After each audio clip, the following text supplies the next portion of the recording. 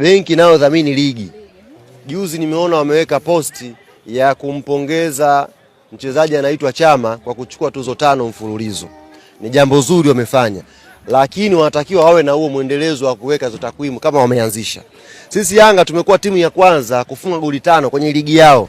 Hawakuweka posti ya kutupongeza. Goli 5 kipindi cha kwanza.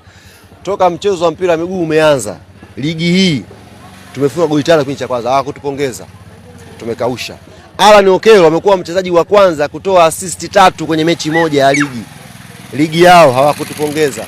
Na hawakumpongeza Okello kwamba ameweka rekodi kwa mchezaji wa kwanza kutoa assist 3 kwenye ligi yetu ambayo sisi tunaidhamini. Tumenyamaza. Jana Alan Okello ameweka rekodi nyingine, na ni rekodi ya kidunia.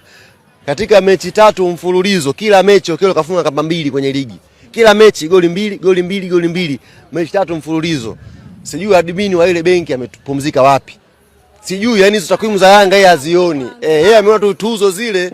Admin, tafadhali, kama benki mmeanza kutoa takwimu za kupongeza wachezaji, pongezeni wote.